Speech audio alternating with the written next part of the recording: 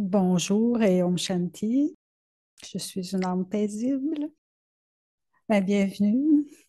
La dernière fois, on s'était laissé en prenant la responsabilité de notre santé. Et la santé, c'est ma responsabilité. C'est pas la responsabilité de quelqu'un d'autre ou d'un système, le système de la santé. Si je veux être en santé, il faut que je décide par moi-même de l'être. Alors aujourd'hui, c'est des pratiques concrètes, des petites choses simples de la vie qui peuvent nous amener à avoir un meilleur équilibre à l'intérieur de nous. Puis un de ces équilibres-là, c'est de bien respirer. Donc, avant de commencer, j'aimerais ça qu'on fasse juste un exercice de méditation, 10 minutes peut-être, que je vais vous guider avec les pensées, mais ça va être orienté sur le souffle. Donc, vous pouvez juste garder les yeux ouverts ou mi-ouverts. Essayez de, tu sais, des fois, on n'arrive pas à garder les yeux ouverts, mais juste comme à moitié ouvert, tu sais, juste de focaliser sur un point, puis de rester le regard là. Puis je vais vous guider avec des pensées. Et les pensées vont être orientées sur le souffle de l'âme, qui est en fait le souffle du corps, mais c'est l'âme qui décide du souffle. Alors, on va s'asseoir confortablement, les yeux mi-ouverts si vous voulez. Et doucement, j'observe ma respiration en tant qu'observateur détaché. Je suis consciente de chaque respiration que je prends.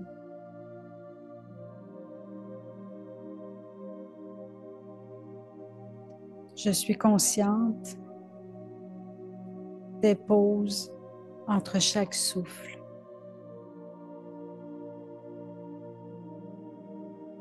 Lentement, profondément, j'observe, simplement sans juger, sans vouloir changer. Je suis simplement avec le souffle. Je prends une profonde inspiration.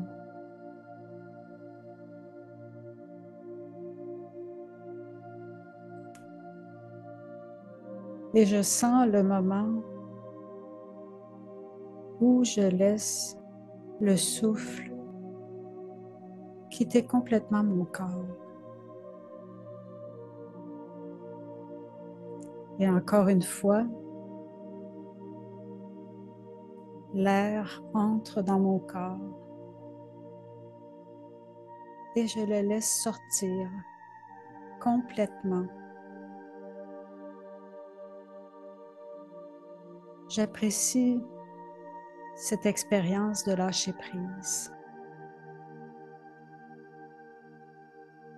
Et maintenant, j'amène ma conscience derrière mes yeux et je vois l'âme que je suis.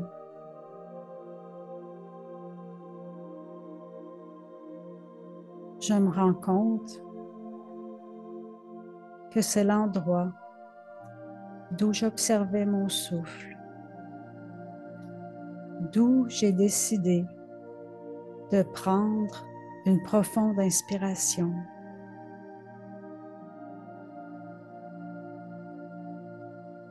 En observant l'air qui entre et qui sort de mon corps, je réalise que je suis l'être éternel, invisible. Je suis celui qui peut observer de manière détachée.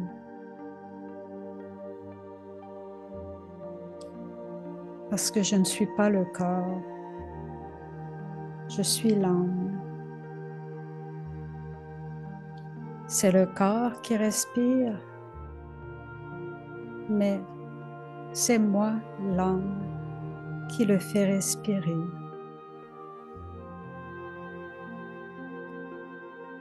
Je suis celui qui peut maîtriser et être en charge de mon corps, de mes émotions et de mes pensées.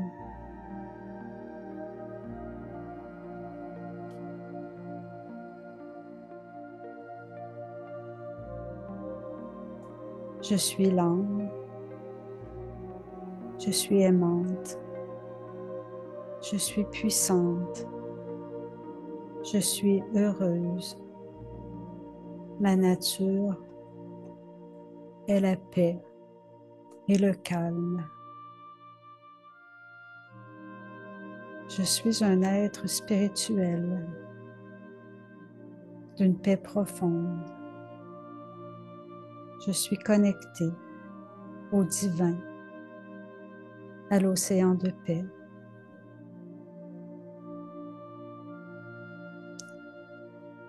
Je remarque comment ces pensées spirituelles apaisent ma respiration. Maître de ma pensée et de ma respiration, je réalise que moi, l'âme, je continue à faire respirer ce corps par amour.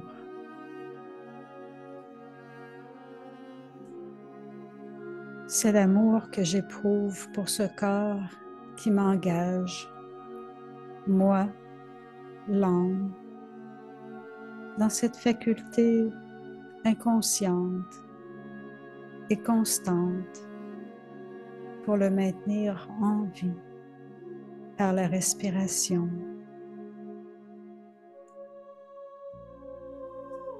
Quand je pense à quitter mon corps, je sais que je ne lui donnerai plus de souffle.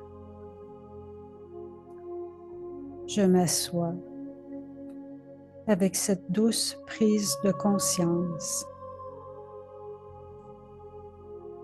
Je pourrai alors permettre à ce qui doit arriver d'arriver.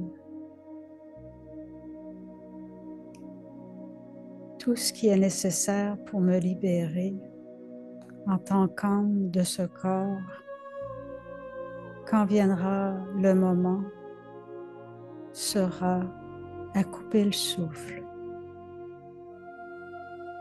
Au moment final, je serai calme et immobile en moi-même, avec pouvoir et amour. Je pourrai même lâcher prise sur ma respiration, puis je m'abandonnerai et je volerai comme un oiseau libre. L'âme ne meurt jamais. Om Shanti.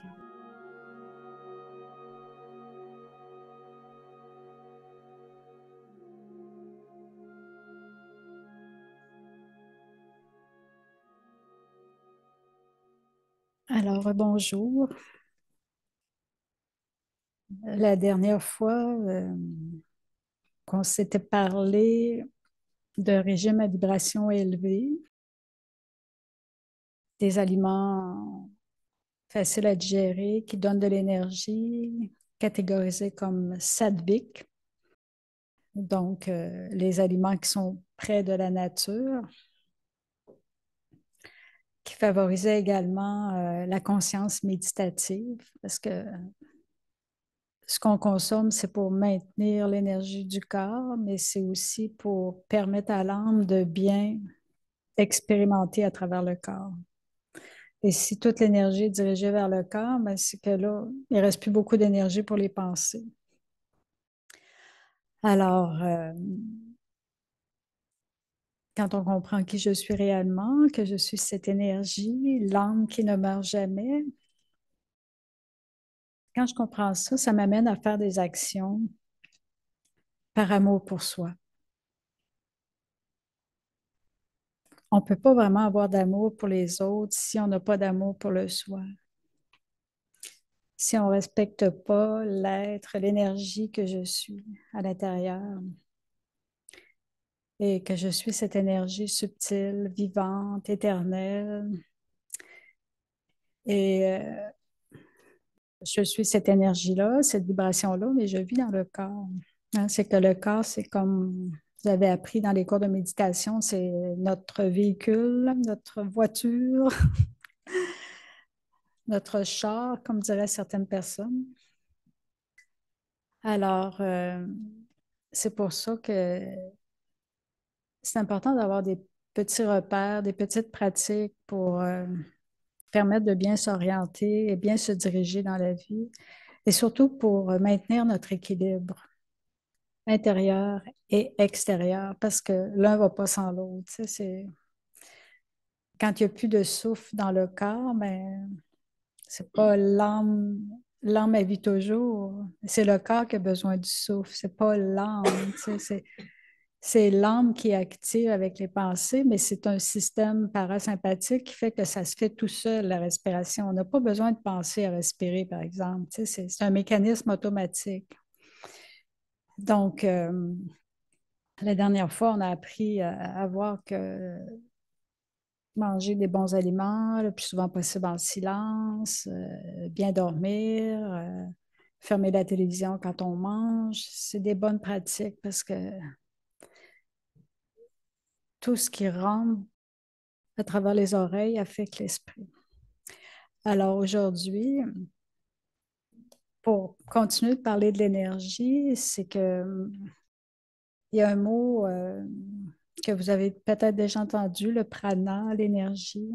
Hein, le prana, c'est une énergie vitale, c'est une énergie qui est subtile. Des fois, c'est dur à définir le prana. À un moment donné, j'ai lu quelqu'un qui se nourrissait juste de prana, juste d'énergie. C'est sûr, ça ne donne pas grand-chose, là, mais c'est que la personne, elle ne mangeait pas, elle ne buvait pas. C'est sûr qu'elle vivait dans des montagnes en altitude où l'air était pur et tout, mais je me dis, OK, c'est tout un niveau, ça. Moi, je ne suis pas rendue là. Alors, mais le prana, c'est ça, c'est qu'il y a beaucoup de... Toutes les cultures parlent de prana. Hein, les Chinois, ils parlent du chi, le Japon, ils parlent du ki, en Grèce, ils parlent du pneuma, le ka en Afrique ou le rua en hébreu. L'énergie, elle est présente partout. Elle est présente dans l'air, la lumière, la nourriture. La dernière fois, on a vu que les aliments dégagent une vibration. Si je mange de la viande, c'est une vibration qui est morte. Il y a très peu d'énergie vibratoire. Mais si je mange une pomme que je viens de cueillir, c'est de l'amour, c'est du soleil, c'est de la joie, c'est goûteux, tu sais, c'est... Alors, toutes les énergies sont prana. Et la pensée est vibratoire, donc la pensée est prana. Et même les énergies physiques sont aussi prana, tu sais, comme la chaleur, le magnétisme, l'électricité, c'est prana. Tu sais, on ouvre la switch, puis le courant passe. C'est de l'énergie. Alors, lorsqu'on vient s'asseoir dans un centre de méditation, on sent que l'atmosphère est différente, comme chargée d'une énergie, parce que les gens qui s'assoient ici sont habitués de penser à une vibration de paix, d'amour, de pureté.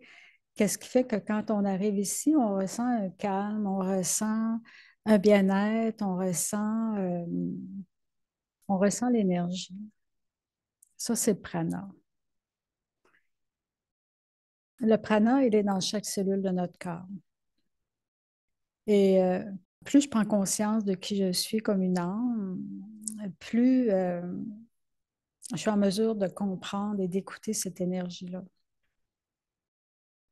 Et comme la dernière fois, on s'était laissé, j'avais comme abordé le sujet des 5 éléments, parce que le corps est constitué des 5 éléments, l'air, l'eau, la terre, le feu, l'éther.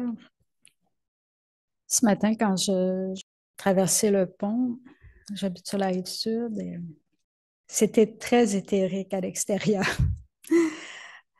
Le pont était dans la région subtile, c'était très, très brumeux. L'eau du fleuve était plus chaude que l'air extérieur, qu'est-ce qui fait que l'eau qui s'évaporait se condensait, donc devenait visible à l'air nu. Toutes les vapeurs d'eau, parce que le fleuve, il y a toujours de l'eau qui s'évapore, et ce qui fait que tout était comme dans les régions éthériques. Tout était blanc, même le pont, on voyait même pas le pont. Et puis, sur Champlain, quand je suis arrivée, il y avait comme une danse au-dessus du fleuve. C'était très beau. Là, c'était très léger. Là, plus j'avançais, plus l'énergie, plus que la chaleur de l'air, l'air se réchauffait parce que le soleil était élevé.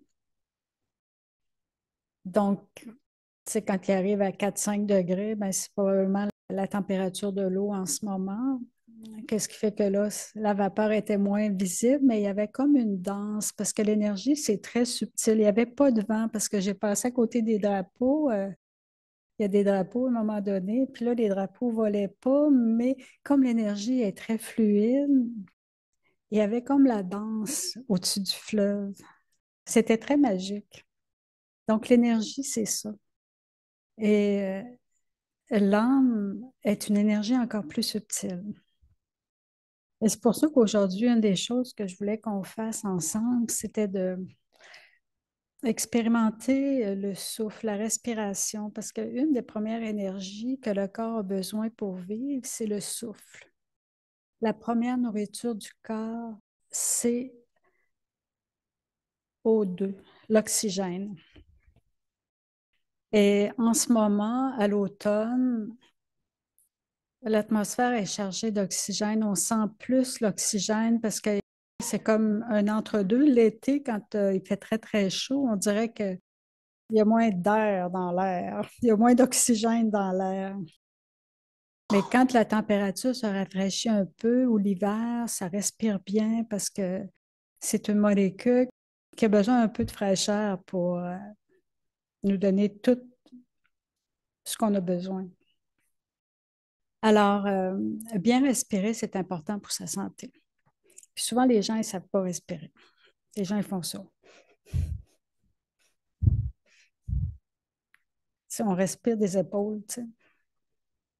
On respire, mais ça arrête comme ici. Sentez-vous ça? Avez-vous déjà expérimenté ça, que vous respirez jusque-là? Ça fait que ça, c'est pas respirer, c'est comme survivre, moi, j'appelle. Parce que respirer, c'est bien respirer, là, ça nous permet de contrôler plein de choses dans le corps. Ça nous permet de contrôler notre rythme cardiaque, ça nous permet de contrôler le stress, les angoisses. Tu sais, des fois, on est nerveux, là, puis il respire. Tu sais. Mais juste de prendre une bonne respiration, là, ça calme tellement. Et la respiration aussi, ça aligne la posture. Quand on est debout, qu'on marche, tu respires, oups, on dirait que le corps se redresse. Donc, puis ça, c'est bon aussi pour le corps parce que la colonne vertébrale, l'énergie du corps passe aussi par la colonne. Donc, c'est toutes des choses qui sont favorables pour la santé. Alors, moi, en 2013, je pense que j'ai pris un cours de marche là, qui s'appelait la marche afghane. Est-ce qu'il y en a qui connaissent la marche afghane? Est-ce qu'il y en a qui ont fait le cours de la marche afghane? Mais je m'étais inscrite à ça. Je me dis, bon, je vais apprendre à marcher. Tu sais, je trouvais ça pas mal bizarre. Peut-être que moi, je suis une grande marcheuse. Moi, je marche depuis que je suis Je marche des kilomètres par jour. J'ai marché, je ne sais pas combien de kilomètres dans toute ma vie, mais j'ai peut-être fait le tour de la Terre. C'est que j'ai tellement marché. Je demandais jamais de livres quand j'étais jeune. Je partais, je marchais, je levais le pouce, puis je marchais, tu sais. Parce que respirer en marchant, c'était une bonne méthode, parce que finalement, la marche afghane, c'est ça, c'était d'apprendre à respirer en marchant. Puis une fois qu'on est capable de faire ça, ben, on est capable de bien respirer partout. Parce que bien respirer, c'est comme, c'est parce que l'âme se redresse, la posture se redresse, puis c'est comme si je suis reliée à la terre, puis je suis reliée au ciel en même temps, tu sais.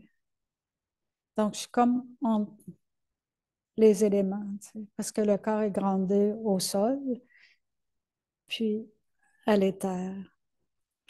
Alors, la marche afghane, c'est une technique qui a été inspirée des nomades afghans. C'est un Français qui était en mission économique, juste pour vous faire un petit historique d'où ça vient. C'est un Français qui est en mission économique en Afghanistan et qui s'est mis à observer les nomades qui descendaient après des centaines de kilomètres de marche et qui voyait que ces gens-là avaient toujours un rythme soutenu dans leurs pas, même après des centaines de kilomètres de marche. Et quand le temps se rafraîchissait à l'automne, ils voyaient pas de buée sortir de la bouche. Alors, c'est là qu'il a compris que ces gens-là respiraient par le nez et expiraient par le nez. Alors là, il s'est intéressé à ça et il a décidé de les imiter. Puis c'est pour ça qu'il a appelé ça la marche afghane. Et il y a une association à Québec qui s'appelle Marche afghane Québec. Donc, si vous voulez avoir des renseignements, j'ai préparé un petit résumé de ce que je vais vous dire aujourd'hui, puis j'ai mis la référence, la Marche afghane Québec. Ils offrent encore des cours et c'est condensé comme cours, puis c'est facile à apprendre. Mais je vais vous donner un peu la technique de base aujourd'hui.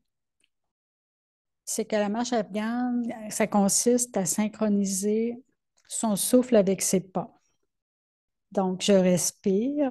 En marchant, par exemple, je respire 3 pas. Un, deux, trois. Le quatrième pas, on fait l'apnée, on fait une pause, c'est-à-dire qu'on ne respire pas et on n'expire pas. On retient le souffle à l'intérieur. Et sur les 3 pas suivants, on expire. Le quatrième pas, c'est la pause, c'est-à-dire qu'on fait l'apnée, on ne respire pas.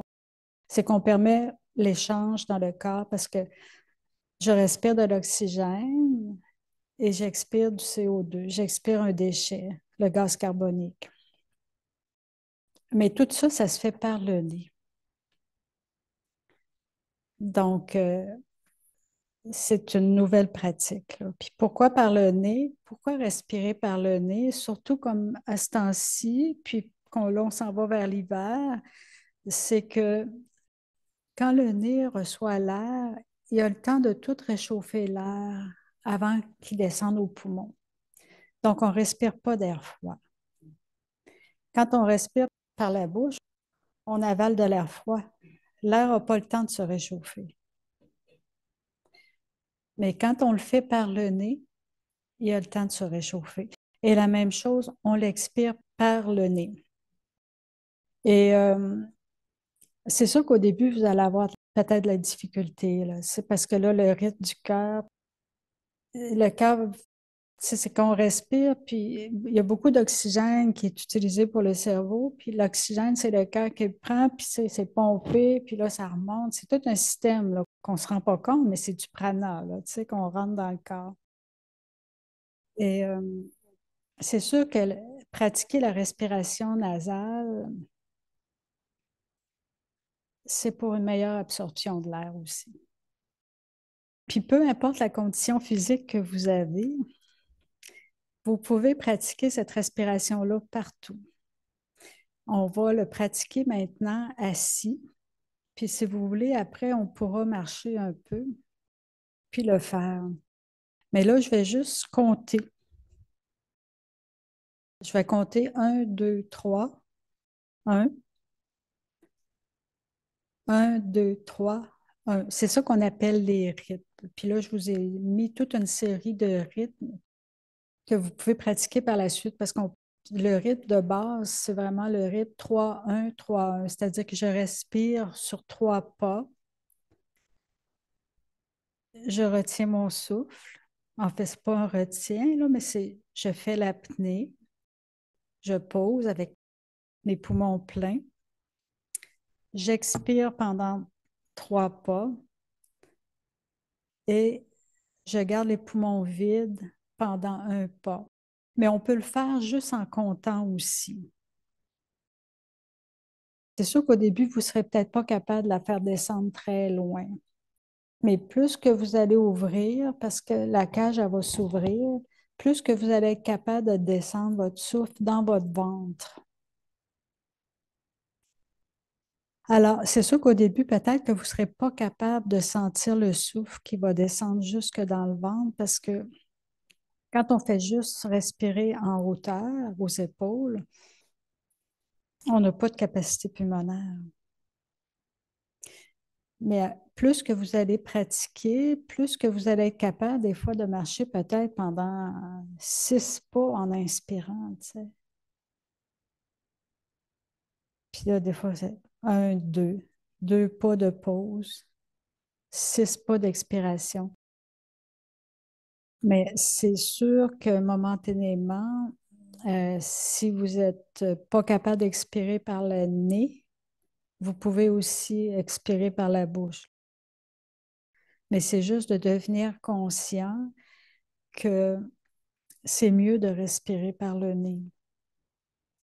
Puis, quand on sent le besoin de respirer ou d'inspirer par la bouche, c'est que le cœur travaille trop fort.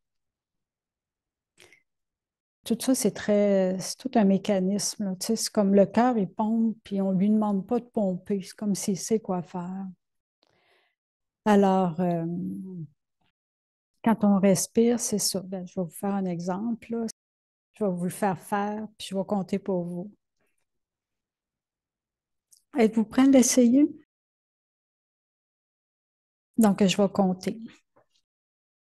Vous pouvez faire assis ou vous pouvez vous lever si vous vous sentez plus confortable. Tout le monde est prêt?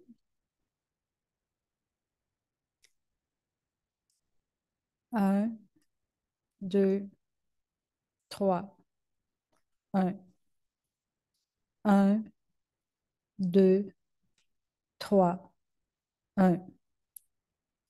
On commence. On inspire sur 1, 2, 3.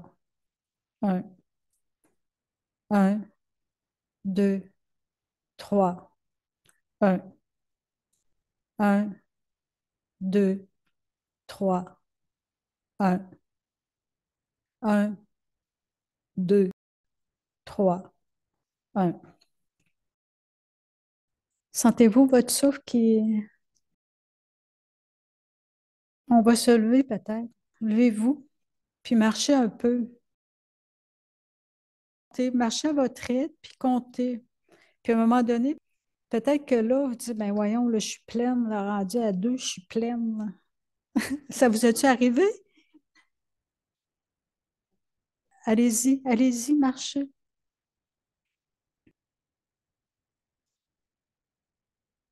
C'est pas une course. On va à son rythme, puis juste de prendre conscience de l'air qui rentre dans nos poumons.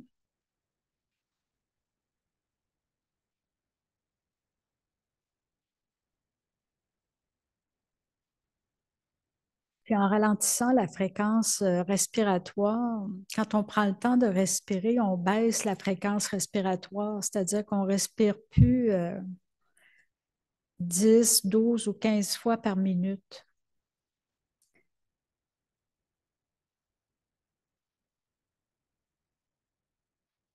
L'important, c'est d'aller porter le souffle dans son ventre, mais vous ne serez peut-être pas capable au début, là. C'est tout à fait normal.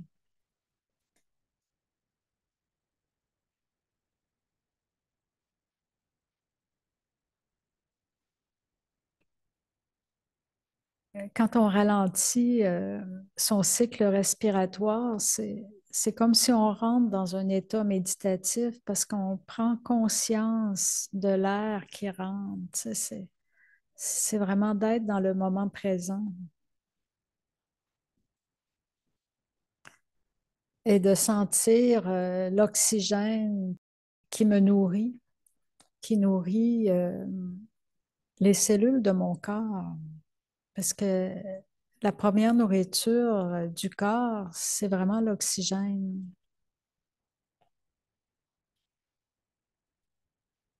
Mais une fois qu'on maîtrise le souffle afghan, on peut le faire n'importe où, là. On peut le faire même en étant couché. On peut le pratiquer en méditant, assis dans l'autobus, dans la voiture, au bureau. On peut pratiquer le souffle. En fait, c'est qu'on le corps respire 24 heures par jour, donc on n'arrête pas de respirer. Alors, c'est important je trouve que même de juste redresser la posture, tu sais, moi quand je marche maintenant, je me dis, mon Dieu, tu sais, je suis plus comme toute courbée, tu sais, ça redresse la colonne, tu sais, on se sent relié en l'air, tu sais, c'est ça, on est comme entre ciel et terre. Donc, c'est une pratique c'est sûr que là, vous ne maîtriserez pas le souffle afghan aujourd'hui, mais juste de connaître le rythme de base. Puis là, je vous ai mis dans la petite feuille différents rythmes parce qu'il y a des rythmes. Comme ça, c'est un rythme de terrain plat. Mais si je monte des escaliers ou si je suis en randonnée pédestre en montagne, la technique du souffle afghan est très bonne aussi. Moi, j'ai fait des escaliers. L'escalier rouge, à un moment donné, sur l'heure du midi, au bureau, j'allais m'entraîner aux escaliers rouges à Lévis, le côté de la traverse. Là, c'est plusieurs étages d'escalier. J'ai fait au moins 7 fois, là, sans arrêt. Monter, descendre, monter, descendre. Juste à pratiquer le souffle afghan. Alors, à ce moment-là, le rythme change. Au lieu de faire 3-1, 3-1, c'est 2-2, 2-2. Respirer sur deux souffles. Fait que respirer sur deux souffles, expirer sur deux souffles, mais même deux pas, là, c'était deux marches à ce moment-là, là, c'est parce que c'était un pas, c'est une marche. J'arrivais en haut, j'étais jamais essoufflée. Jamais je cherchais mon air. Tu sais, des fois, quand on cherche notre air, on est comme ça, là. Mais là, jamais je cherchais mon air. Puis le cœur, il pompait normalement. Puis là, tout de suite prête à redescendre. Tu sais, pas d'arrêt, tout. OK, je redescends. Des fois, j'arrêtais de faire des push-ups entre les deux, mais je redescendais tout de suite, je remontais. Alors, à ce moment-là, c'est les rythmes 2-2. Ou quand, mettons, on escalade une montagne, on part en randonnée, 2-2 ou 3-3, selon le souffle. Quand on sent qu'on cherche notre souffle, on baisse. On peut y aller 3-3 au début, après ça, puis je change 2-2. C'est-à-dire que là, l'amplitude descend, tu sais, l'air descend dans les poumons, puis c'est comme magique, il faut vraiment l'expérimenter, mais je vous encourage vraiment à le faire. Ça veut-tu dire que quand tu fais 2-2, il n'y a pas de temps de pause d'arrêt? Il n'y a Non, pas d'arrêt de souffle? non, à ce moment-là, il n'y a pas de pause. Parce que là, on demande un petit peu plus au corps. Le corps travaille plus, là. Puis j'aimerais savoir, quand tu fais le 3-1 avec l'arrêt, tout ça, est-ce qu'on peut le faire avec un rythme plus rapide que la marche lente qu'on a faite, là? Oui, on peut faire 4-1, 4-1, puis on peut marcher au rythme qu'on veut. OK. Même courir, jogging, c'est bon. Une année, j'étais en ski de fond, puis je pratiquais le souffle afghan là, en ski. Puis là, je le faisais avec les bâtons, je pense, avec le mouvement des bras, parce que les pieds, c'était pas facile, là. C'était plus facile avec les bras. Puis c'est ça. Puis il y a différentes.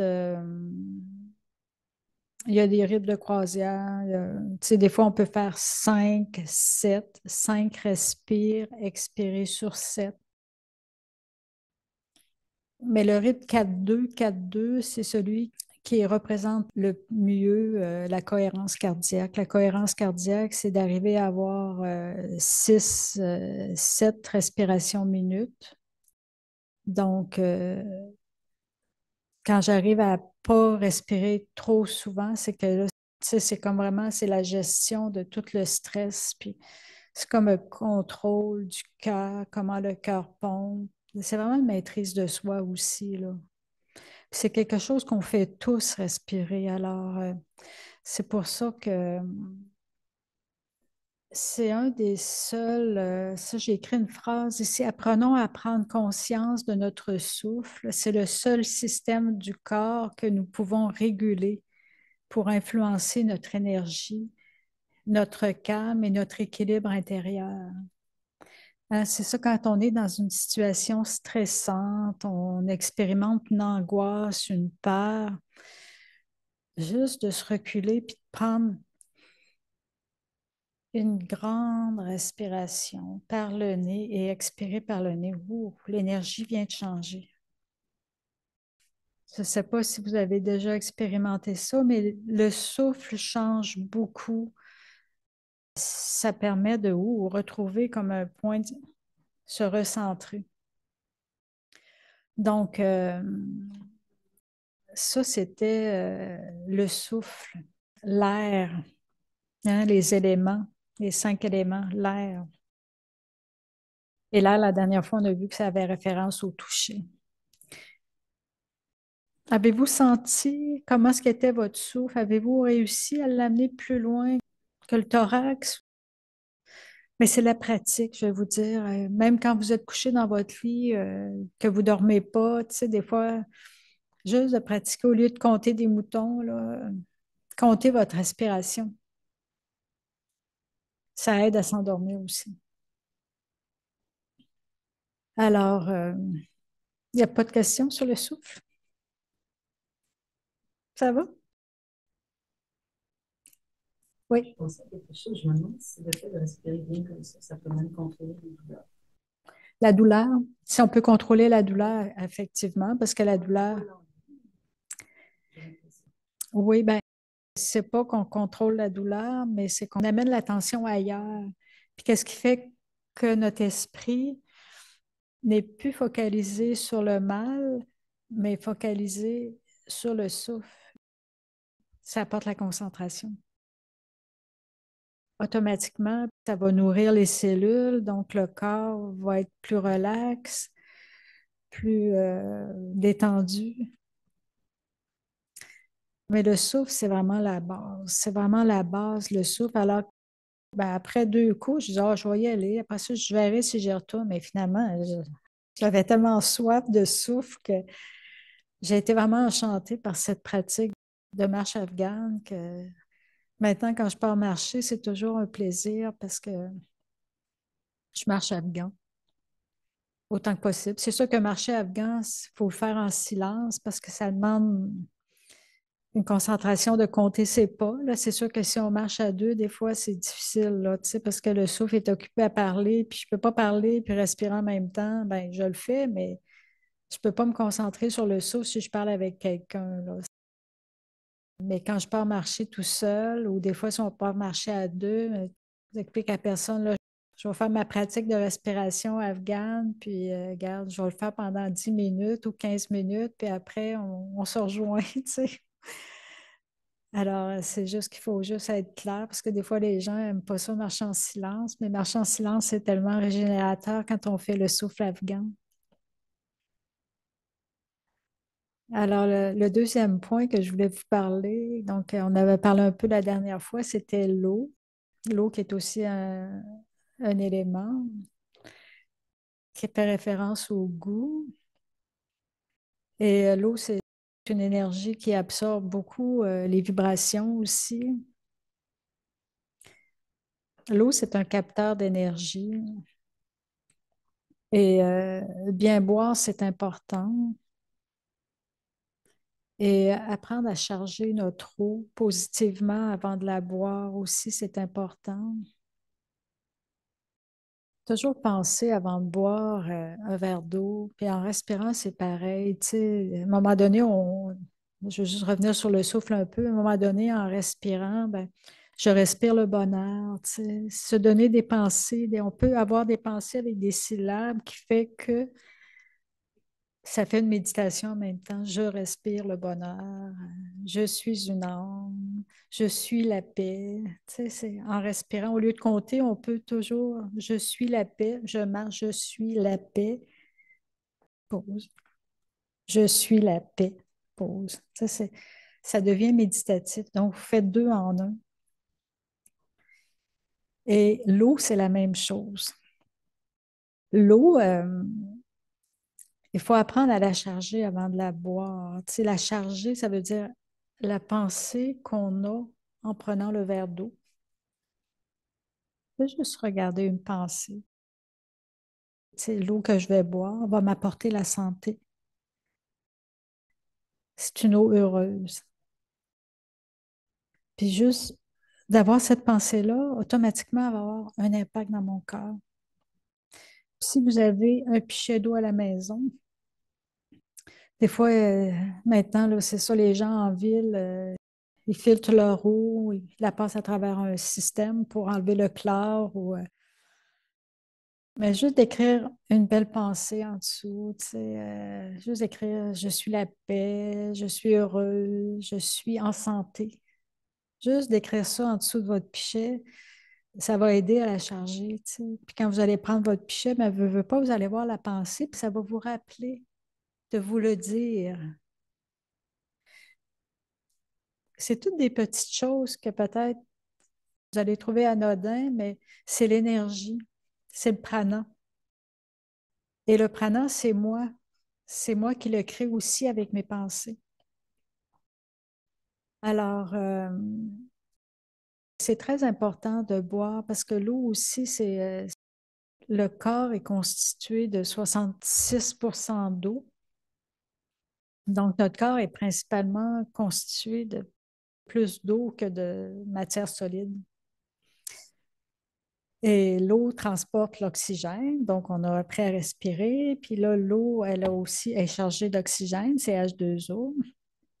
Et elle a un rôle de nettoyage, de purification de tous les déchets du corps qui passent par le rein. Donc, l'eau, c'est la nourriture du rein qui filtre les déchets du corps. Et donc, élimine. Quand on boit suffisamment, ben, nos systèmes qui travaillent pour nous fonctionnent mieux, comme le système d'évacuation, par exemple. Tu sais, on consomme des aliments solides, mais il y a des choses qu'on ne digère pas, donc il faut rejeter par les selles. Et pour la souplesse de la peau, c'est important de bien s'hydrater. Une bonne pratique à faire, c'est de boire la première chose le matin en se levant. Idéalement, moi avant, je buvais comme un demi-litre, mais là, je me suis fait dire que c'était pas suffisant, que là, j'ai commencé à boire 1 litre, mais pas de l'eau froide, de l'eau tiède. Donc, moitié eau bouillie, moitié eau froide. Et je me suis rendu compte que quand je fais ça au lever, mon système intestinal fonctionne vraiment mieux.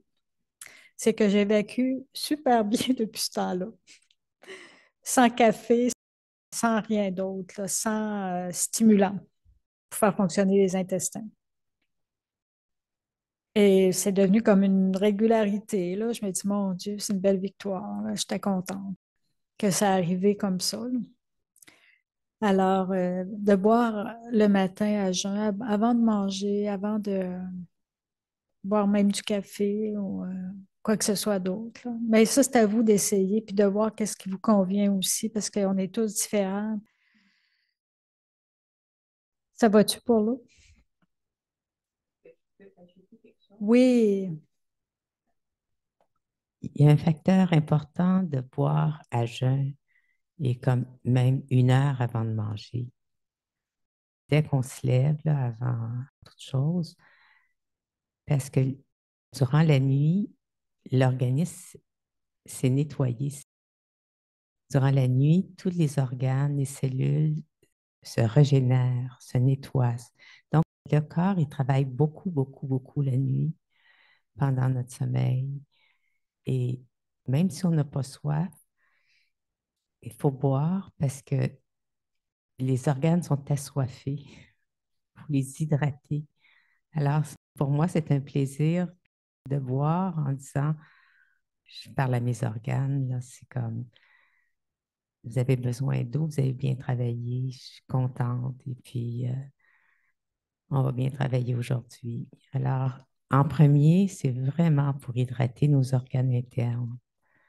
Alors, c'est pour ça que des fois, on dit j'ai pas soif, mais c'est pas pour notre soif le matin qu'on boit. C'est vraiment pour hydrater les organes qui ont beaucoup travaillé, puis c'est leur donner un peu de bonheur. C'est ça.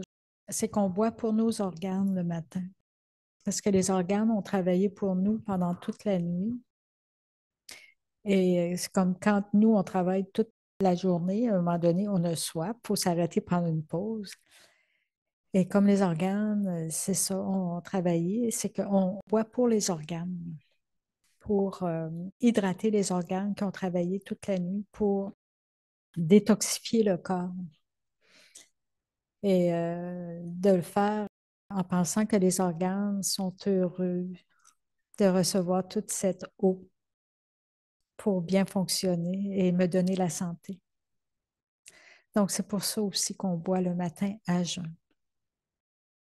Très, très important. Une pratique qui est facile. Peut-être que vous ne serez pas capable de boire 1 litre en partant, mais donnez-vous du temps. Puis, l'important, c'est que vous l'expérimentiez pour vous-même. Alors, j'ai parlé de l'eau avant de parler du feu, mais le feu et l'eau, c'est dur à savoir lequel vient en premier, mais d'après les modes de survie, c'est que le feu vient avant parce qu'on peut mourir de froid avant de mourir de soif, comme j'avais expliqué la dernière fois. Et le feu, c'est le soleil. Donc, de manger du soleil, c'est important aussi. C'est pas facile de manger du soleil, vous allez me dire, parce que j'ai jamais mangé de soleil. On en mange à tous les jours du soleil. Dans la mesure où on s'expose à l'extérieur, de prendre des bains de soleil, c'est important. Hein, quand il fait soleil, hein, on voit l'humeur du monde est différente. Après une semaine de grisaille, tu sais, le monde a la faim à la terre, mais aussitôt que le soleil apparaît, c'est comme wow! Tout le monde, l'énergie revient. C'est complètement une énergie qui est très, très vibrante, le soleil. C'est un prana qui est essentiel à la vie. Donc, quand l'âme se remplit de soleil, soleil divin, de soleil, Dieu, c'est le soleil des âmes, comme on pourrait dire. La souffrance, hein, la mélancolie, la tristesse s'en va aussi, mais c'est la même chose pour le physique. C'est comme un reflet, là.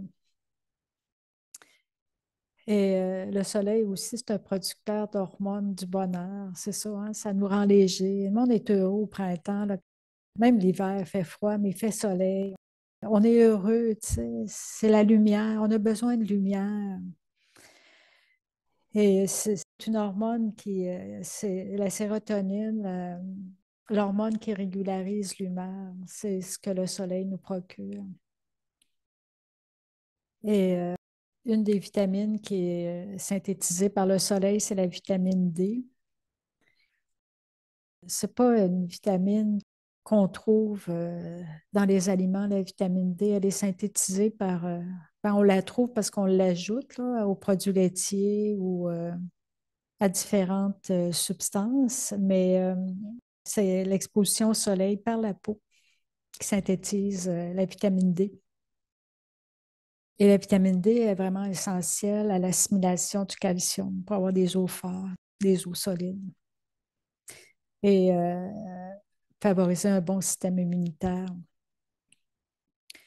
Alors, prendre des bains de soleil, c'est important, mais pas des bains de soleil à midi parce que le soleil est trop fort.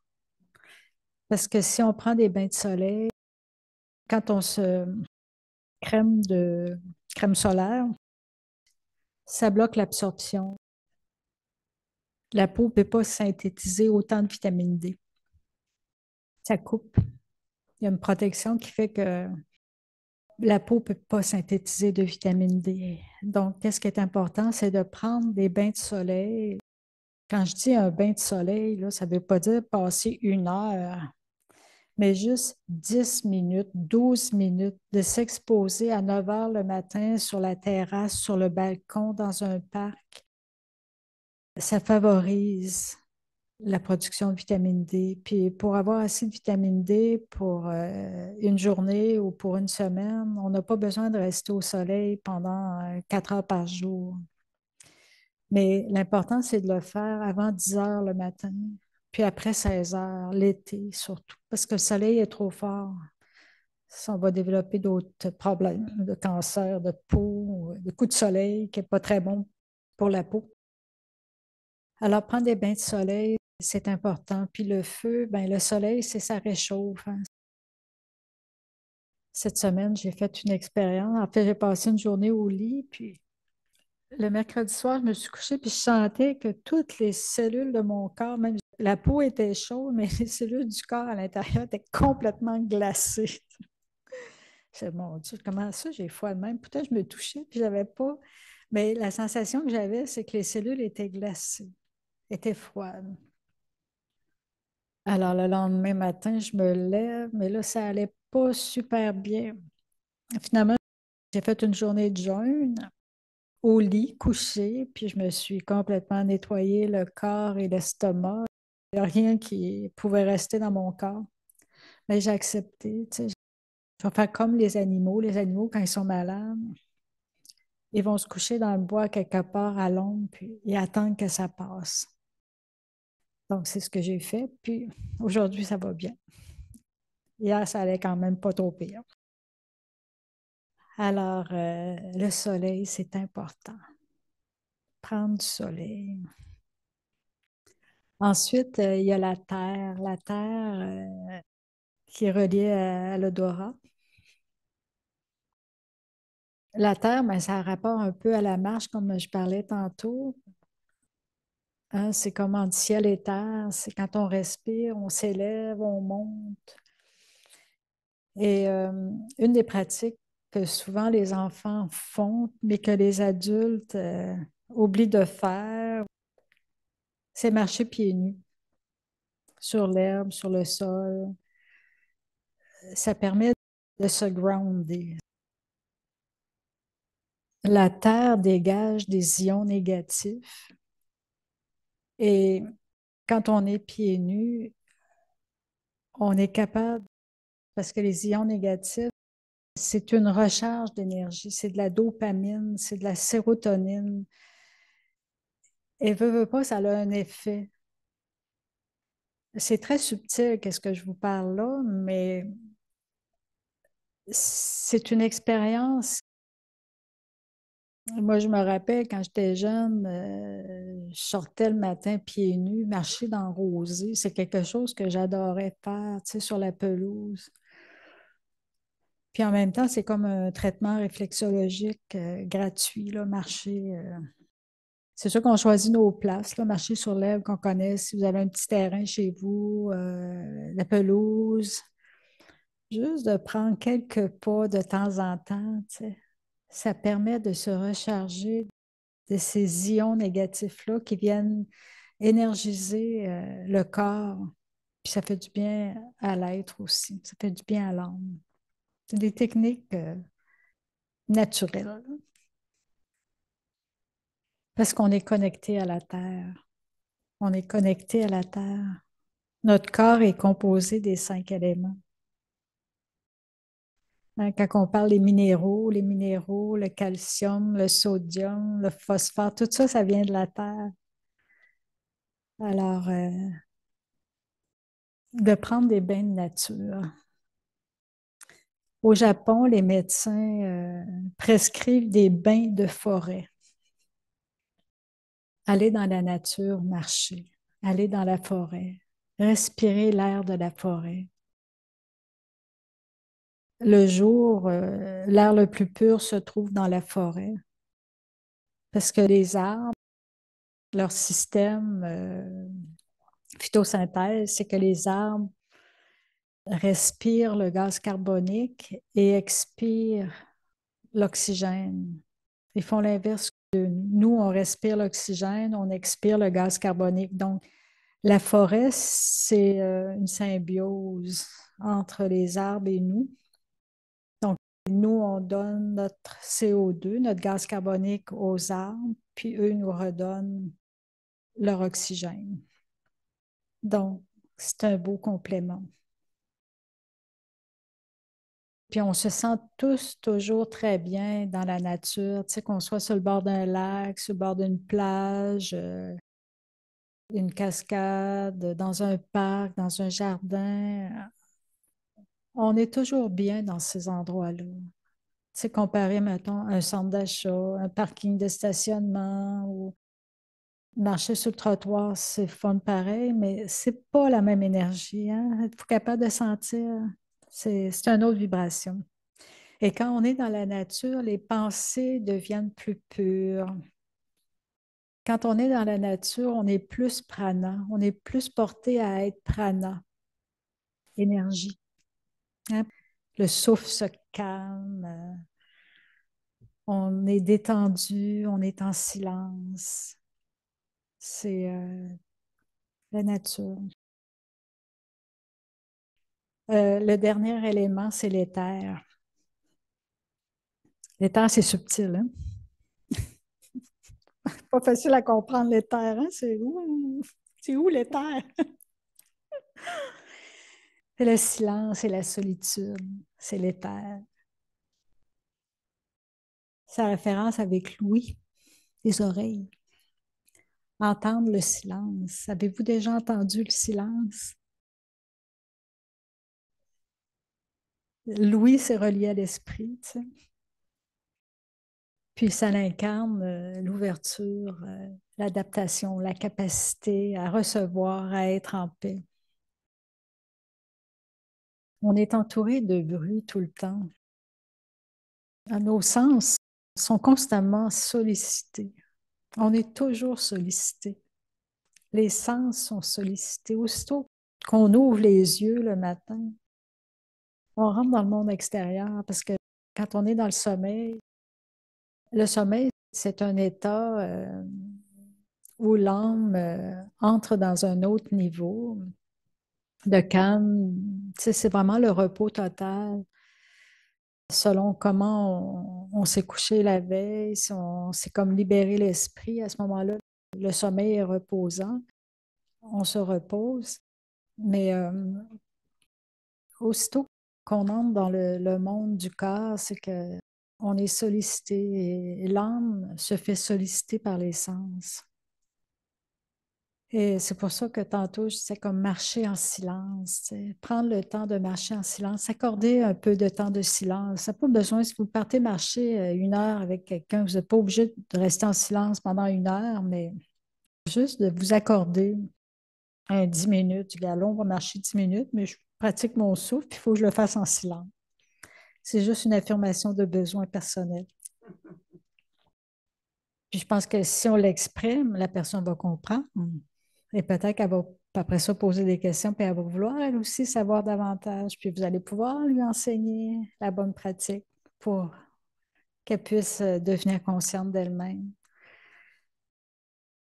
J'ai marqué une phrase ici, on s'enfarge dans ces énergies en parlant des vibrations sonores, là.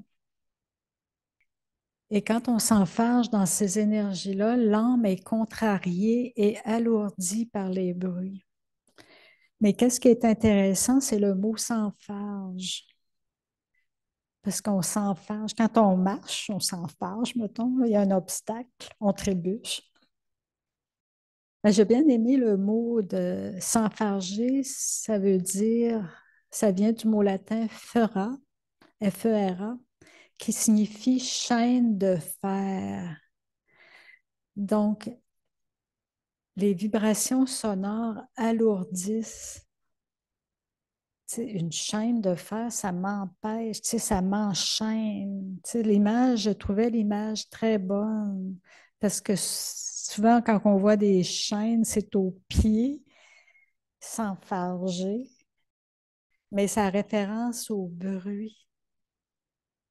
Donc, de quoi je m'allège, de quoi je me libère, c'est des fausses identités, des fausses croyances, des fausses perceptions de qui je suis. Alors, c'est pour ça que d'apprendre à poser, bon, en marchant, on apprend à faire des pauses, mais aussi poser dans la journée, là, c'est qu'on est dans l'action, puis est-ce qu'il m'arrive de m'arrêter, de poser, puis juste dire, OK, où suis-je, qui suis-je? Ça, c'est prendre le temps. Prendre le temps de poser pour s'apporter un peu de réconfort, un peu de douceur intérieure. Ça n'a pas besoin d'être long, là, mais juste commencer par quelques minutes, quelques fois par jour, avant de manger. Juste se donner un petit rituel. Puis chacun est capable d'établir son propre rituel. On est tous des personnes intelligentes. Et ça nous protège des énergies négatives qui nous entourent. Puis ça devient le début de l'ouverture de la paix d'esprit. Parce que l'inverse du bruit, c'est la paix de l'esprit. Quand il y a trop de pensées, quand il y a trop de dialogue intérieur, c'est du bruit. Donc, quand on prend le temps de poser, c'est qu'on commence à expérimenter la paix de l'esprit. Parce que la paix de l'esprit, c'est un niveau d'être où je suis en contrôle de qu'est-ce qui se passe. C'est le souffle me permet de faire ça. Le souffle me permet d'être dans le moment présent. Et quand je suis dans le moment présent, ben, mon esprit se dégage. C'est là que ça aussi, c'est une porte d'entrée vers le silence.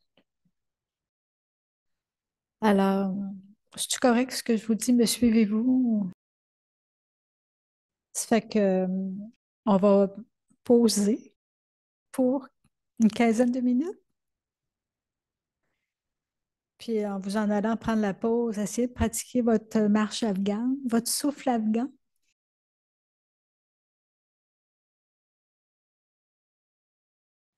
Alors, on va continuer notre petite marche vers la santé. Tantôt, je parlais de manger du soleil. Une façon concrète de manger du soleil, savez-vous c'est quoi? C'est de manger des fruits. Les fruits, c'est un aliment qui est gorgé de lumière, qui est gorgé d'énergie du soleil. Et les fruits, c'est des aliments qui sont très colorés. C'est des aliments qui améliorent l'humeur, qui donnent de l'énergie. Les fruits, c'est de la douceur pour l'âme. En plus, c'est facile à digérer. Et quand je dis que c'est de la douceur pour l'âme, c'est qui rendent l'âme heureuse. Tu sais, les pensées sont heureuses. Et qu'est-ce qu'on offre aux dieux et aux déesses en Inde? Un des premiers éléments qu'on leur offre, ce sont les fruits. Parce que c'est l'énergie du soleil. Et le soleil, il représente un peu comme Dieu, tu sais, l'énergie divine. Donc le prana divin. Et c'est pour ça qu'on offre souvent des fruits dans les temples, aux dieux, aux déesses. C'est comme un symbole là, que c'est une énergie qui est proche de la nature. Et ça apporte plein de bénéfices au corps, les fruits. C'est facile à digérer. Il y a beaucoup de fibres, ça aide à l'évacuation, ça aide à pas souffrir de constipation, parce qu'un des gros problèmes aujourd'hui dans le système de la santé, c'est beaucoup le problème colorectal qui est dû à la constipation. Les gens ne mangent pas assez de fibres, donc ils ne sont pas capables de bien évacuer, de bien se nettoyer l'intérieur. parce qu'ils ne mangent pas assez de fibres. Et aussi, les fruits, c'est des aliments qui sont très colorés. Il y a beaucoup de couleurs dans les fruits. C'est important de manger toutes les couleurs, le plus de couleurs possible. C'est pas nécessaire de les manger dans la même journée, mais c'est comme de manger avec la saison. C'est l'important, c'est de manger avec la saison. Et chaque saison apporte ce que le corps a besoin selon l'endroit où on est. C'est sûr que des fois, avec une conscience environnementale, on se dit, bon, on va manger des fruits locaux. C'est sûr que l'hiver, des fois, on n'a pas beaucoup de choix de fruits locaux. Mais dernièrement, quelqu'un me disait, mais quand c'est en spécial à l'épicerie, c'est parce que c'est local à quelque part. Ah, ben, j'ai dit, t'as peut-être pas tort. Alors, l'important, c'est ça, c'est que quand c'est local à quelque part, c'est qu'il y a une abondance sur le marché, puis habituellement, les épiciers nous l'offrent, là. Mais manger de la couleur, c'est important. Et une des choses que les fruits nous apportent, c'est que le stress crée beaucoup de radicaux libres dans le corps. C'est le stress oxydatif. C'est des cellules qui s'endommagent puis qui deviennent libres dans le système. Qu'est-ce qui fait que ça use le corps par en dedans plus rapidement? Et les fruits nous protègent des radicaux libres parce qu'il y a beaucoup d'antioxydants aussi dans les fruits. Puis les antioxydants, pourquoi on a vanté beaucoup des antioxydants dans les dernières années? C'est parce que ça contrebalance les radicaux libres. Donc, ça soutient le système immunitaire. Et c'est ça, les fruits aussi, de manger quand même quelques fruits par jour, c'est important. Et qu'est-ce qui est important de se rappeler, c'est que la santé, c'est ma responsabilité, surtout. Donc, c'est à moi de faire les bons gestes pour y arriver. Mon 8e point, c'est méditer. Donc, vous êtes assis ici, vous êtes tous des méditants, tous peut-être des adeptes à votre heure de méditation. Méditer, c'est comme s'exposer au soleil aussi. Voilà. Ça libère une certaine forme d'hormones de sérotonine aussi en soi, parce que c'est les pensées. Quand on médite, on apprend à stabiliser notre humeur. Quand je pense, je suis une âme paisible, je suis une âme heureuse, je suis une âme en santé. Veux pas, ça contribue à réduire le stress, l'anxiété. Et ça me procure une sensation de bien-être parce que le bien-être, c'est moi qui est responsable avec mes pensées. Quand on galope dans toutes les directions parce qu'il est arrivé un événement, une situation, on se fait déstabiliser, puis ça nous fait perdre notre calme. Alors, la méditation, elle m'aide à réduire le stress, à réduire l'anxiété, parce que les causes de... Pourquoi on est malade aujourd'hui? Ben, c'est beaucoup à cause du stress, à cause de l'anxiété, les peurs. Il y a des facteurs environnementaux aussi, mais si on prend juste le stress et l'anxiété, c'est incroyable tout ce que ça nous fait vivre, là. Comment ça use par en dedans les pensées, mais tout le corps aussi. Alors, c'est pour ça que plus on se rapproche de la source, plus qu'on s'emplit d'énergie divine, plus que l'esprit devient silencieux, calme, plus qu'on prend de la force intérieure, puis les pensées se calment. C'est pour ça qu'on médite. C'est pour s'énergiser. C'est pour se remplir. Si j'ai besoin de me remplir, c'est parce que quelque part, je sens que je suis vide, tu sais. Puis c'est que les âmes humaines actuellement, on est tous dans un état un peu de batterie à plat, de batterie déchargée.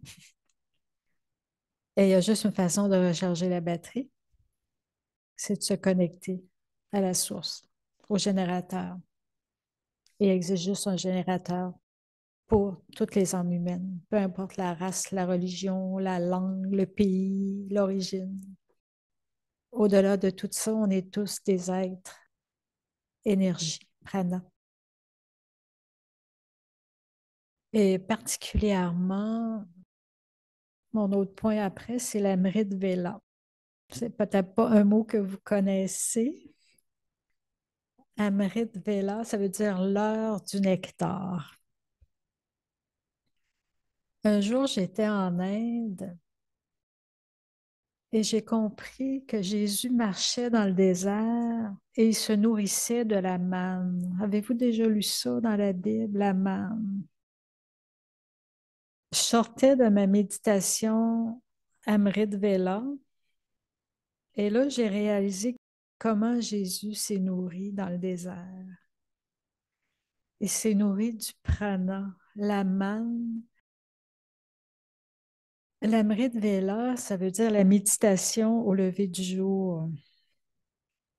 Ça veut dire, en termes transcrits littéralement, c'est l'heure du nectar. Et c'est là que j'ai compris c'était quoi la manne. La manne, c'est le nectar, c'est ce qui nourrit les abeilles. Les abeilles se nourrissent de nectar. C'est ce qu'il y a de plus subtil dans une fleur, c'est le nectar. Alors, c'est là que j'ai compris comment Jésus avait survécu 40 jours dans le désert. C'était pas une nourriture physique. C'était la relation qu'il avait avec le Père. C'est comme ça qu'il était capable de traverser son épreuve. Alors, l'Amrit Vela, c'est l'oxygène pour l'âme.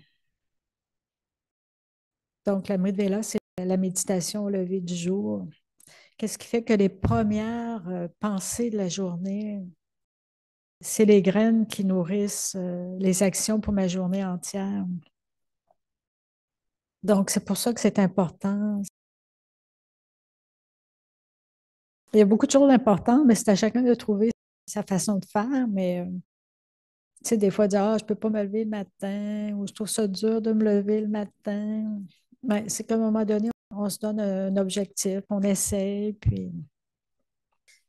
Mais une des choses qui est importante à faire, c'est avoir une certaine forme de discipline avec toutes les technologies aussi, à apprendre à déconnecter là, du monde technologique parce on est très branché sur la lumière bleue, comme on pourrait dire, la lumière des écrans, la lumière des téléphones. Mais ce n'est pas une lumière qui nous nourrit. C'est une lumière qui épuise le cerveau, qui active le cerveau et qui retarde le sommeil aussi.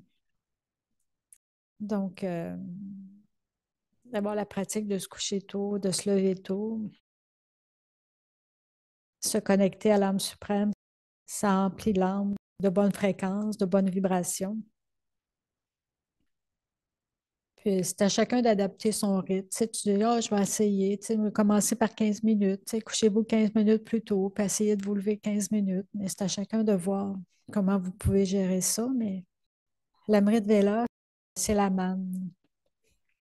C'est la fréquence, c'est la vibration qui nourrit l'âme. C'est là qu'on va chercher notre source. On va s'emplir. C'est le secret. J'ai un petit truc qui va vous motiver peut-être, puis relier l'eau aux pensées que vous vous donnez le matin, là, méditatives, puis penser à notre Père céleste. Moi, en tout cas, ce que je fais, c'est que je bois l'eau avant, en me levant. Et comme il faut un délai avant de manger, bien, le délai, c'est la méditation. C'est se donner des pensées positives, se relier au Père. Alors, ça peut être une prière, hein? Ça peut être de la méditation, ça peut être des pensées positives. Vous choisissez la forme que vous voulez et vous vous donnez le temps. Et généralement, après, ben, vous préparez votre déjeuner. Donc, ça s'enchaîne bien. Alors, tout de suite en se levant, on boit. Puis après ça, bien, on fait notre méditation, notre prière, nos pensées positives. Lire Ça pourrait être pour vous aussi quelque chose de bien, là, de positif pour la journée. Au moins, là, ça, c'est comme une bonne demi-heure et le temps de préparer son déjeuner puis tout ça, mais ça donne suffisamment de temps ensuite pour que le corps ait le temps d'absorber l'eau. La pratique qu'on a, c'est que nous, on se lève assez tôt pour méditer le matin. Donc, à jeun, la première chose qu'on fait avant de méditer, c'est qu'on boit la quantité d'eau. Et après, on va s'asseoir pour méditer. Puis pendant ce temps-là, le corps a le temps d'absorber l'eau qu'on a bu pendant qu'on médite, ou la prière, ou les pensées positives. Donc, c'est la façon, le rythme qu'on a trouvé là, qui était bon. Je suis rendue au point 10. La dernière fois, je vous avais parlé de mon expérience, comment j'étais arrivée à chercher le bonheur par le végétarisme. Ça m'avait apporté du calme et de la paix être végétarienne, mais ça ne m'avait pas nécessairement donné le bonheur. Je cherchais encore. Et c'est quand j'ai fait l'expérience de la méditation que là, j'ai compris qu'il y avait quelque chose. Quand j'ai rentré en contact avec le Raja Yoga en 1984, j'avais eu une expérience de bonheur. C'était très, très intense. Puis là, je dis, oui, je veux en savoir plus.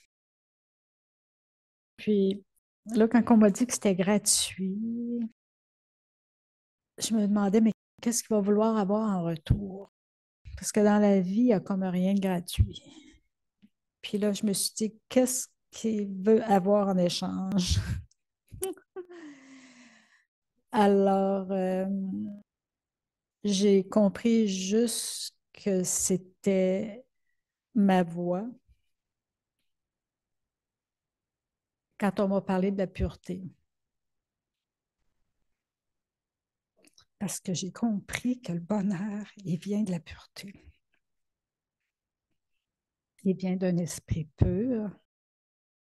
Puis la pureté, c'est la mère du bonheur et de la paix. J'ai toujours senti que j'ai été protégée, moi. Parce que j'ai vécu des expériences dans le sens que, comme je vous dis, je marchais, je faisais du pouce.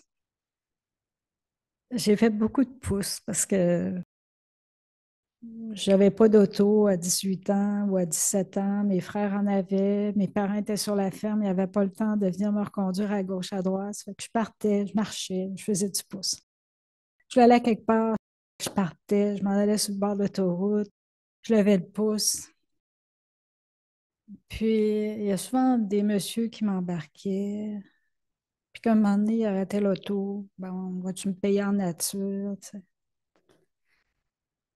Là, j'étais très ferme. J'ai dit, je vais débarquer là, arrêter. Tu sais, ou un moment donné, il y en a un qui m'embarque sur l'autoroute, puis il me fait signe avec. Je dis, non, je garde. Je vais descendre à la prochaine sortie. Tu sais, j'ai toujours gardé ma ligne de conduite intérieure parce que pour moi, la pureté, c'était quelque chose de très important. Puis je pense que ça m'a toujours protégée. Je me suis jamais laissée abuser dans ce sens-là. Alors, la pureté, c'est un état qui permet d'orienter l'énergie de ses pensées vers une transformation spirituelle. Parce que la pureté, c'est mon 10e point, hein. C'est d'être capable de vivre dans un monde où il y a beaucoup d'agitation, d'un monde incertain, mais sans être affecté par qu'est-ce que les sens perçoivent. Et c'est ça, je me suis rendu compte que j'ai toujours eu une main protectrice au-dessus de moi. Mais c'est à cause de la pureté. Parce qu'intérieurement, finalement, je recherchais le bonheur, mais là, j'ai compris que le bonheur, il venait par la pureté. Et souvent, l'image qu'on donne de la pureté, c'est le symbole du lotus. Tu sais que le lotus, il pousse dans une eau stagnante qui est parfois argileuse, boueuse. Mais le lotus est très immaculé. La fleur est très, très belle, très éclatante. Et c'est que la pureté intérieure, elle permet de porter une attention aux pensées, au respect du soi et des autres. L'âme devient heureuse et silencieuse. C'est dans la pureté que l'âme est capable de se concentrer. Et s'il y a trop d'attachement au désir corporel et matériel, à cause des sens, bien entendu, hein, parce que si on a des désirs ou on est attaché au bien matériel, au désir corporel, c'est que là, le mental a plus de difficultés à se concentrer. Et c'est sûr que dans le Raja Yoga, il y a une forme de pureté qui inclut le célibat, la chasteté. Pourquoi on accepte de vivre la chasteté, que moi j'ai accepté de vivre la chasteté dans cette vie-ci, ça permet de vivre une vie simple. C'est pas de complications. Il n'y a pas de jalousie, ou il n'y a pas d'envie, ou il n'y a pas de colère à cause d'une crise quelconque, ou ça nous protège de ça. Et on comprend que le corps est périssable, puis que l'amour est sans corps. C'est l'amour n'a pas rapport au corps. C'est un sentiment, l'amour. C'est pas relié au corps. C'est un sentiment qui est désintéressé, l'amour. C'est un sentiment qui est profond. C'est un sentiment qui cherche le bien-être intérieur puis le bien-être de l'autre. Tandis que la convoitise, c'est un désir égoïste. C'est centré sur le plaisir personnel, sur la possession. C'est la pureté qui rend l'esprit paisible et heureux. Le bonheur, il vient de la pureté. C'est un des principes dans le Raja Yoga. Et un autre aspect, le point 11, c'est la connaissance spirituelle. Comme l'eau apaise la soif du corps, la connaissance spirituelle apaise la soif de l'âme. Alors, la connaissance spirituelle, elle nous permet d'éclairer le chemin sur lequel on marche. Elle nous aide à transformer nos habitudes, en fait les mauvaises habitudes. C'est souvent celles qu'on veut transformer. Et c'est ça, c'est pour ça que c'est important de se nourrir l'esprit aussi le matin, d'avoir un cahier de pensées positives, euh, des recueils quelconques qui nous nourrissent intérieurement. C'est très important parce que c'est vraiment la nourriture de l'âme. C'est ce qui va me permettre de passer une belle journée. Puis c'est un point de référence aussi que je peux avoir, tu sais. Puis de prendre des notes, d'avoir un calepin, de se prendre des notes, de se permettre de s'écrire à soi-même des belles choses. Et la connaissance, ça nous aide aussi à avoir des expériences parce que la vérité intérieure, là, elle vient de nos propres expériences à nous-mêmes. On a toutes chacune une vérité, mais c'est à nous de la trouver. On est tous uniques, on est tous beaux et purs et paisibles, mais il faut comme trouver, il faut chercher en soi à travers la connaissance spirituelle. C'est ce qui nous permet d'avoir les clés pour voir plus clair. Et qu'est-ce que la connaissance nous enseigne en particulier? C'est qu'elle nous enseigne à voir la beauté en soi, mais aussi à apprécier et reconnaître la beauté chez les autres, à voir les vertus et les spécialités des autres. On est tous des êtres de lumière. C'est sûr que parfois, quand on est aveuglé par les sens, on tombe dans le piège de la conscience du corps, comme on dit, et c'est là que tout, qu'est-ce qu'on pourrait appeler l'énergie basse des vices, nous aveugle. Qu'est-ce qui fait qu'on tombe dans la colère ou l'avidité ou la luxure ou l'attachement. Tu sais, c'est toutes des énergies qui nous retiennent en bas. Et nous, on veut aller en haut. Donc, la connaissance spirituelle. Après, il y a les exercices. Faire bouger le corps. Le corps aime bouger. On est des aides d'action. Donc, si les articulations ne bougent pas, si le corps ne bouge pas, on va devenir raide. On ne veut pas être raide. On veut être souple. Alors, les exercices aussi nous aident à libérer les hormones du bonheur. La dopamine, la sérotonine, c'est les deux hormones du bonheur.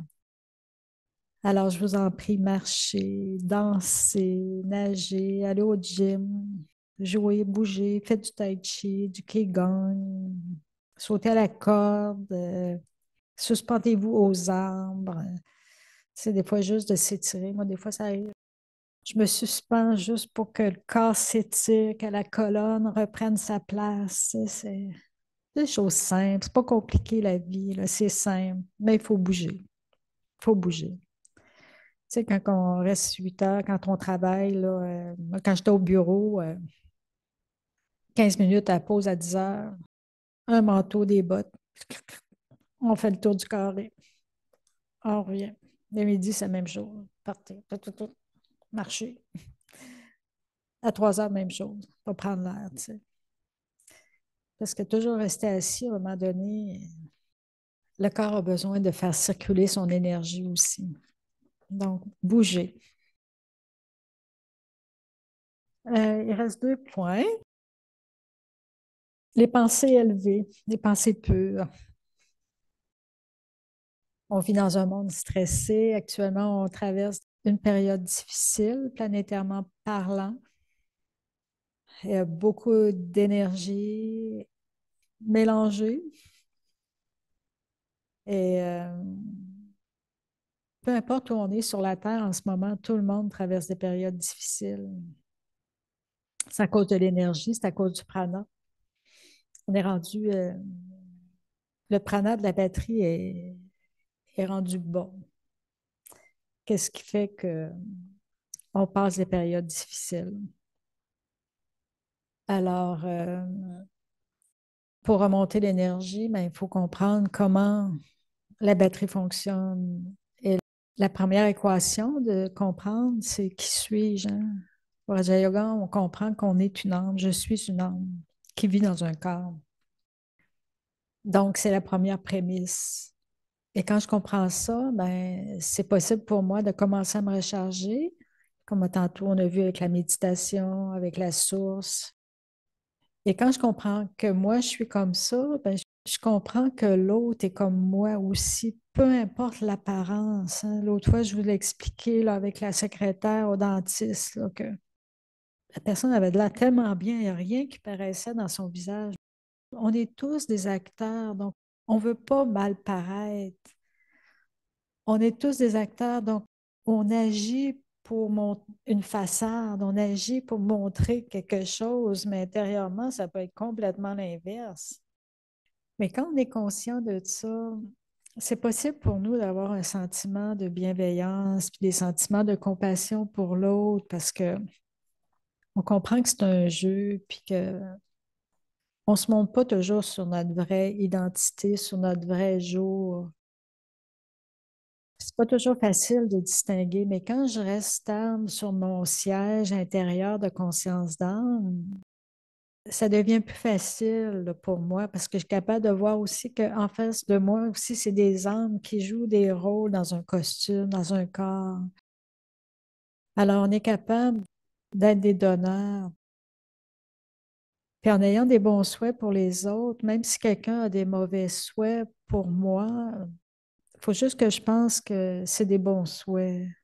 Donc, je change l'énergie. J'accepte pas les mauvais souhaits, mais je change l'énergie. Et il faut toujours se rappeler que je suis un donneur, tu sais, parce que je suis un donneur, parce que je prends de Dieu Puis j'aimais, tu sais, je prends le canal, puis là, je donne. Parce que si je donne pas, je prends. Puis je veux pas prendre n'importe quoi. Mais c'est sûr, quand j'oublie que je suis un donneur, je ramasse l'énergie des autres. Puis là, des fois, on se sent tout croche, tu sais, on se sent comme anxieux, ou on se sent perturbé, ou en colère, ou j'ai perdu ma paix, tu sais.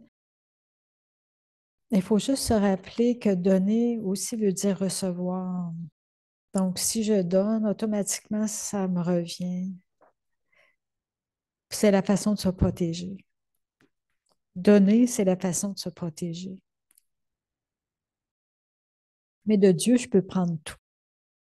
Puis Dieu, c'est une énergie qui est pure, qui est positive, qui est bienveillante.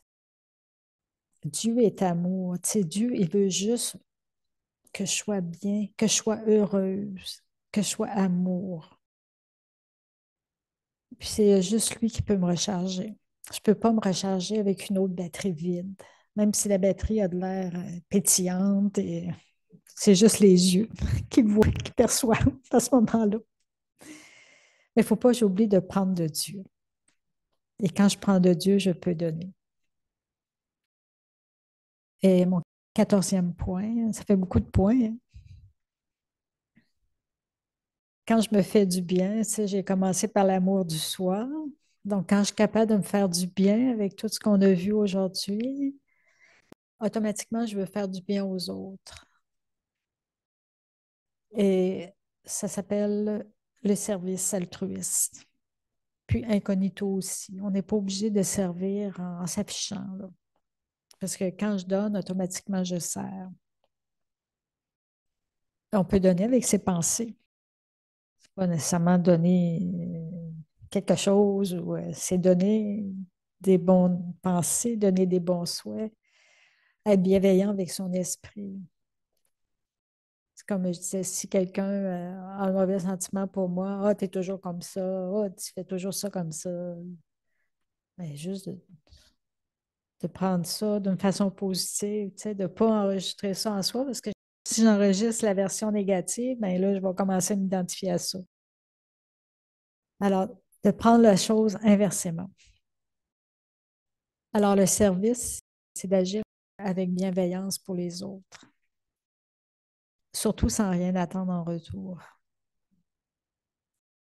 Ma mère me disait tout le temps, quand c'est donné, c'est donné. Moi, il ne pense plus. Donc, donner, c'est donner. Tu oublies. Alors, donner aux autres une énergie bienveillante par les bons souhaits, par des bonnes pensées, c'est la meilleure façon de toucher les autres et de toucher leur cœur, parce que c'est ça qui va les aider.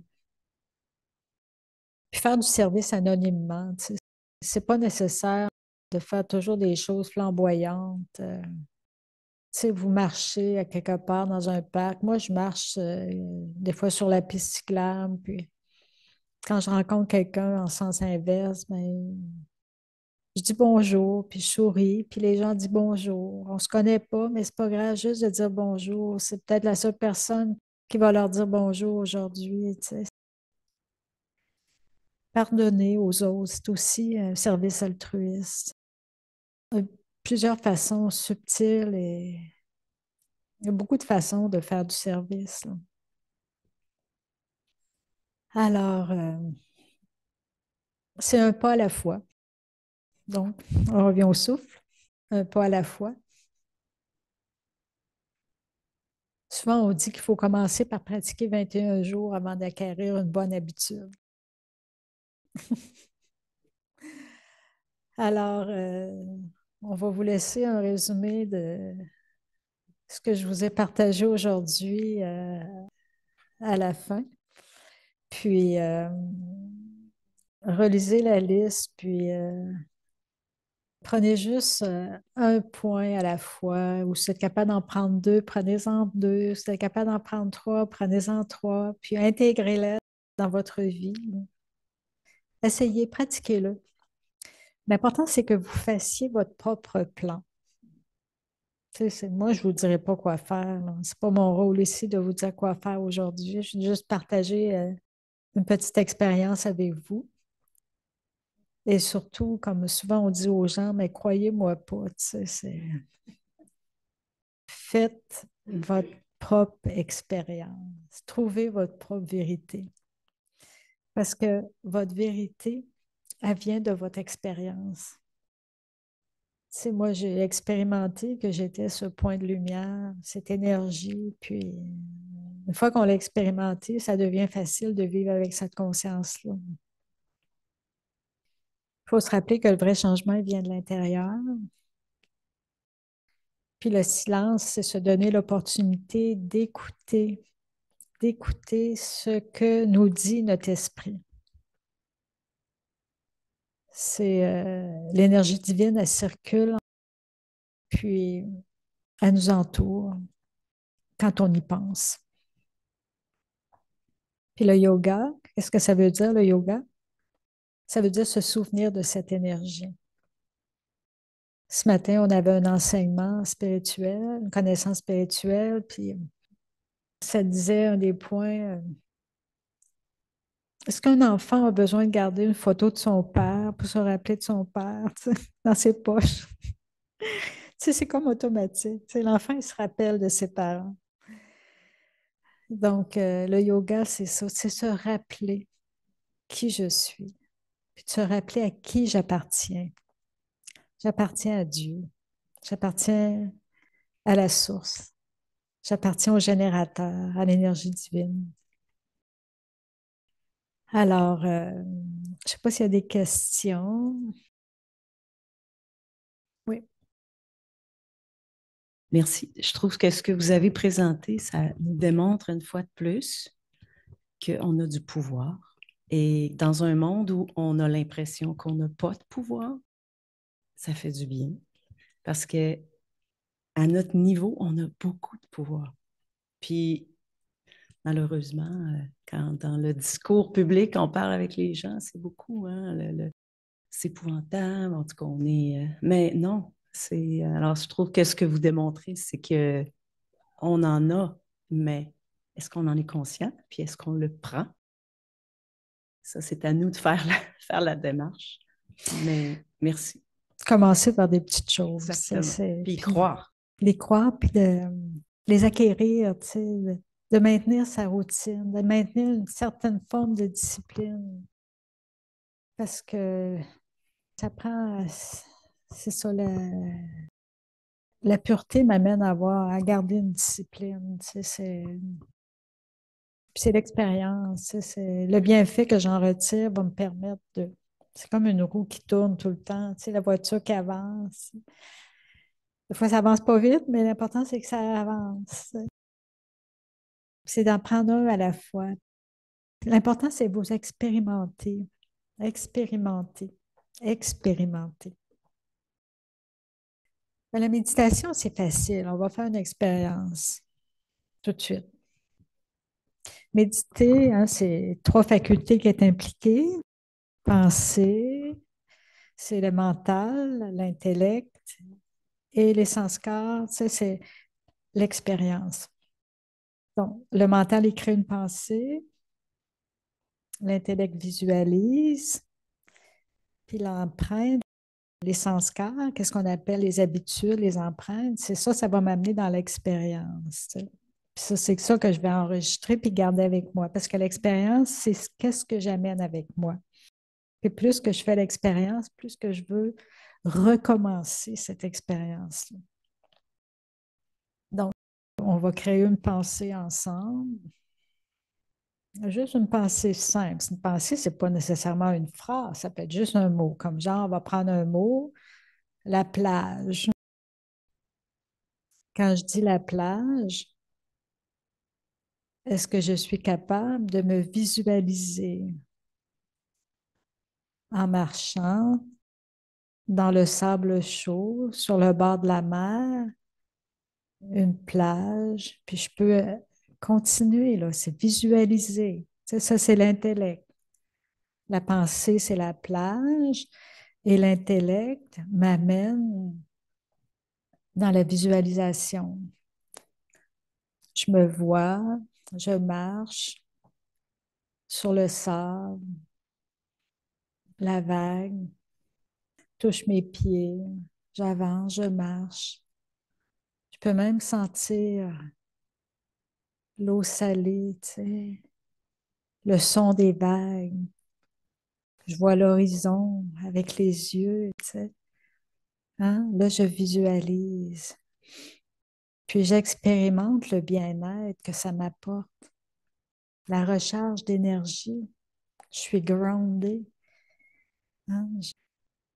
Les pieds dans l'eau salée, sur le bord de la mer, au soleil, complètement prana, énergie.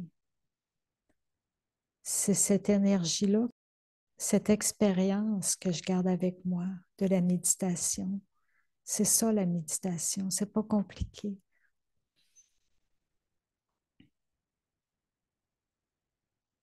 Alors, on va terminer juste avec quelques minutes avant de se laisser. Une petite expérience de méditation peut-être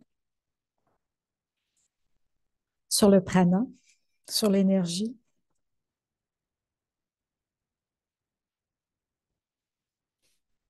Donc, je vais vous parler du prana. Nous vivons dans une mer d'énergie, une mer de vibrations.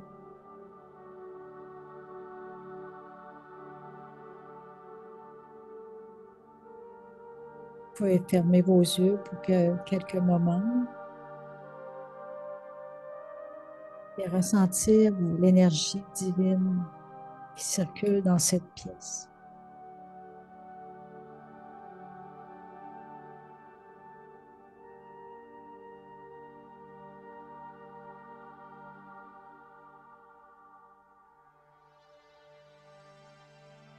Sentez l'énergie pure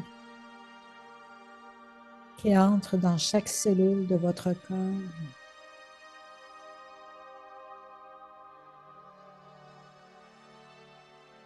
Une énergie divine circule dans chaque cellule de mon corps. Tout lentement, doucement.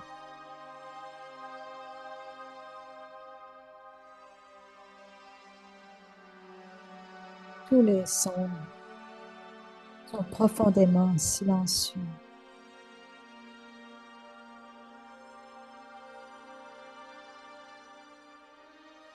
L'environnement est divin.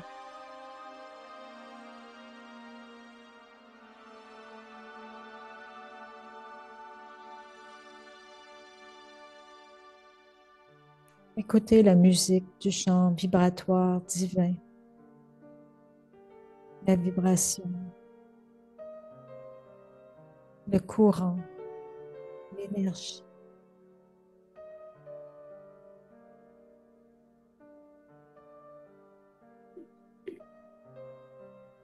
L'harmonie de l'énergie. Sentez cette énergie divine.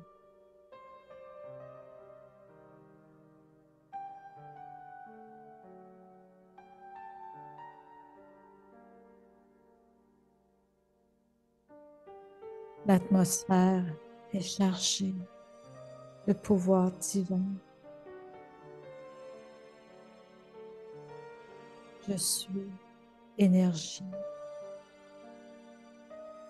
Je suis une énergie divine.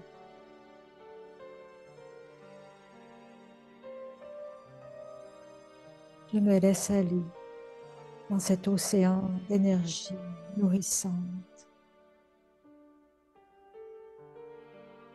Je suis une énergie lumineuse.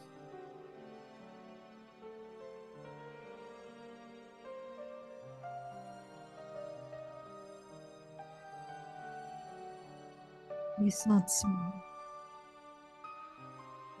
les pensées, l'énergie. Sentez le flot pranique, la vibration pranique.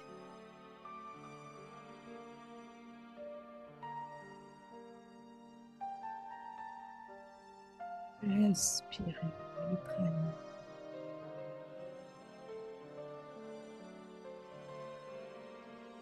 L'esprit est calme et océan d'énergie.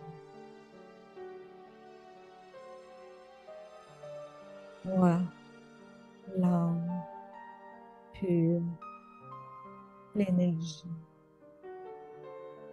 la pureté de chaque cellule de mon corps,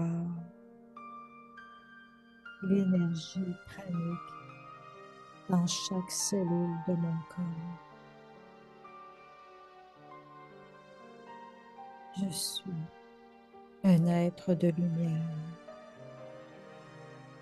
un être pur, un ange de lumière.